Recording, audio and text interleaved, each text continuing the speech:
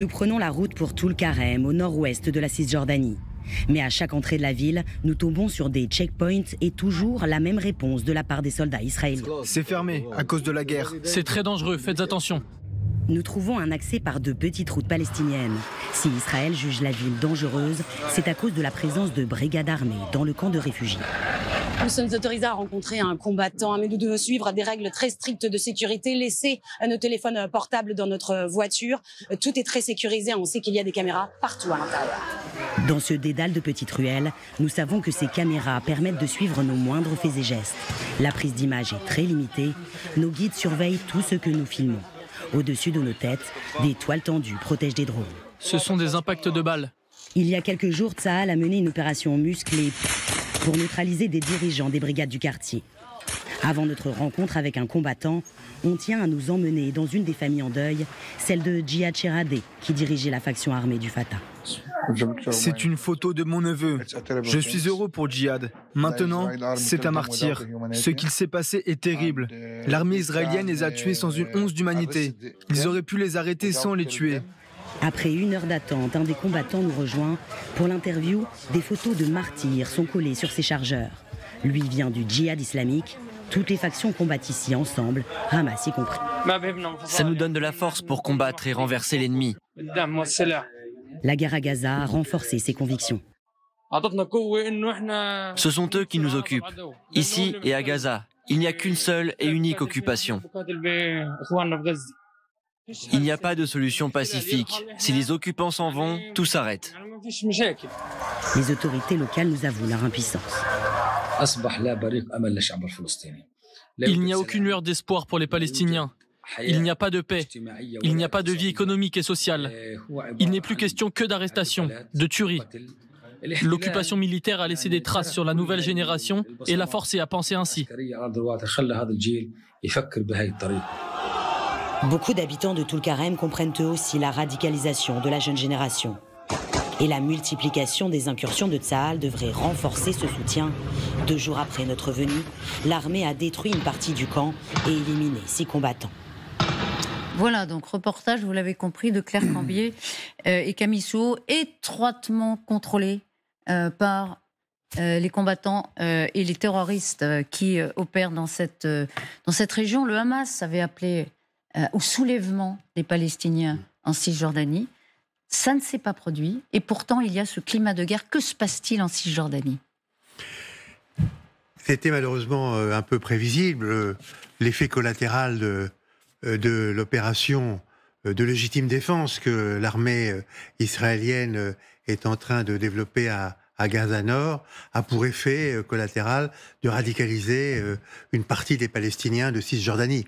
Et cette radicalisation, elle était déjà un peu latente avec le fait que les Israéliens qui sont installés, puisque dès qu'on parle de colonie, le terme est connoté, donc j'essaie d'utiliser un terme neutre, mais en attendant, effectivement, ces colonisations ont évidemment poussé les Palestiniens de Cisjordanie vers des positions plus radicales.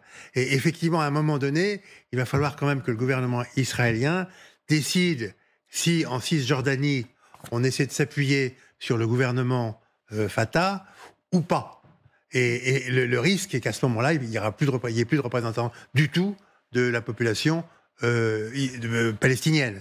Et ce qui serait un risque, évidemment, probablement important pour la suite, pour Israël. Alors, vous avez parfaitement résumé le contexte, Claude Lange-Maison, et depuis le 7 octobre, il y a des forces extrémistes au sein du gouvernement Netanyahou qui poussent, qui poussent au crime, non, mais qui jouent la politique peut-être la pire qui soit. Jade Partouche, merci de nous rejoindre parce qu'on va s'intéresser au profil des membres du gouvernement Netanyahou qui aujourd'hui arment les colons, jettent de l'huile sur le feu pour aboutir à une situation qui peut-être va finir par être extraordinairement dangereuse pour Israël. Effectivement, en fait, au premier plan de cette montée des tensions en Cisjordanie, vous avez ces 3 hommes de gauche à droite, Itamar Ben-Gvir, Bezalel Smotrich et Amichai Eliaou. Ce sont 3 ministres du gouvernement de Benyamin Netanyahou qui sont aujourd'hui le symbole de l'extrémisme religieux, un peu dans la lignée d'un Yitzhak Rabin, pour vous dire à quel point leurs positions sont tranchées. Alors Itamar Ben-Gvir d'abord, il est aujourd'hui ministre de la Sécurité nationale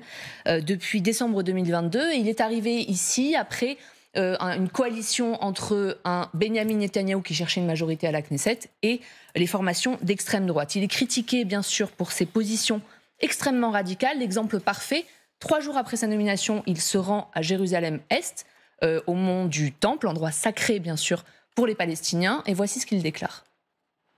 Le mont du Temple est le lieu le plus important pour le peuple d'Israël. Il est ouvert à tous. Musulmans et chrétiens viennent ici. Et oui, les juifs aussi. Nous clarifions cela pour le Hamas. Nous ne nous rendrons pas, nous ne nous inclinons pas. C'est le ministre de la Sécurité, je vous rappelle, il n'en faut pas plus bien sûr pour mettre le feu aux poudres. D'ailleurs, le leader de l'opposition déclare dans la foulée, voici ce qui arrive quand un Premier ministre faible est forcé de donner des responsabilités à la personne la plus irresponsable du Moyen-Orient. Alors lui, il vit actuellement dans une colonie israélienne et milite pour la prise de pouvoir des colons en Cisjordanie. Écoutez ce qu'il déclarait sur la position que les colons doivent adopter. Écoutez. La réponse à la terreur est de construire, la réponse à la terreur est de s'installer, la réponse à la terreur est aussi de s'efforcer de se battre contre l'ennemi. Alors depuis le 7 octobre, vous l'imaginez, son désir de vengeance est plus marqué que jamais. On le voit par exemple ici en pleine distribution d'armes pour des colons en Cisjordanie pour former ce qu'il appelle une équipe de défense communautaire en Cisjordanie. Pour lui, il faut bien sûr anéantir le Hamas, mais aussi sans aucune distinction tous ceux qui le soutiennent. Son allié indéfectible, c'est lui, Bezalel Smotrich. Alors lui est ministre des Finances, vous allez le voir, il est arrivé là exactement par le même moyen, le même système de coalition que pour Ben-Gvir. Il est considéré comme un ultranationaliste. Aujourd'hui, il est placé par Benyamin Netanyahou comme ministre de tutelle en Cisjordanie, l'équivalent d'un gouverneur à l'américaine si vous voulez, et il est pour une guerre totale en Cisjordanie, pour une annexion totale de la Palestine. Preuve de sa vision très extrémiste, il demandait il y a quelques jours de créer des zones stériles autour des colonies en Cisjordanie, comprenez donc des zones sans aucun Palestinien. Et à cette task force d'extrême droite, si j'ose dire, eh bien, il y a un 3e homme, celui dont on a parlé très récemment, connu pour sa sortie notamment sur la façon de régler la guerre à Gaza. Larguer une bombe nucléaire, rappelez-vous, c'était il y a quelques jours, était pour lui à ce moment-là une option. Lui, c'est Amichai Eliaou, il est actuellement ministre du patrimoine, avec des prises de parole extrêmement décomplexées. Exemple, il y a quelques jours sur sa page Facebook, il déclarait « Le nord de Gaza est plus beau que jamais, tout faire exploser et tout aplatir est un régal pour les yeux ». Bien évidemment, pour lui, le concept des 2 États est totalement illusoire et il exige aujourd'hui l'annexion totale de la Cisjordanie. Merci beaucoup, Jade. On va revoir ces images de distribution d'armes par effectivement ce ministre Ben-Gvir dont vous parliez il y a quelques instants. Vous voyez, ça, ce sont des colons qui attendent sur leur chaise et on vient de leur donner une arme. On voit bien à un moment de la vidéo toutes les armes qui sont sur une table et qui sont prises les unes par les autres, après les autres, ces armes. Voilà la distribution. Ça, c'est la distribution à proprement parler. Et voilà ce qu'a fait le ministre de Netanyahou. Est-ce que vous diriez que effectivement ce trio-là de ministres chauffe à blanc les colons de Cisjordanie pour pousser à une confrontation qui peut mener très loin?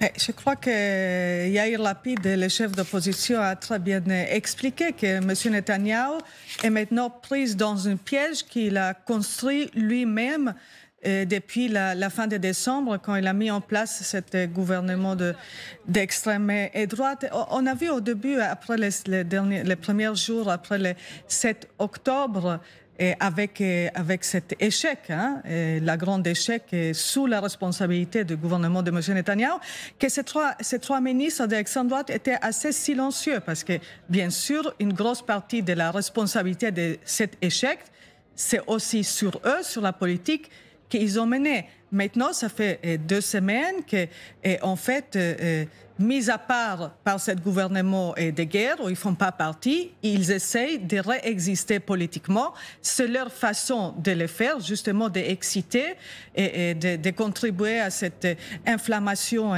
en Cisjordanie, de pousser les colons de plus en plus. c'est peut-être leur façon d'essayer d'exister après cette commission d'enquête et quand il y aura sûrement de nouvelles élections en Israël qui vont changer le paysage politique. Mais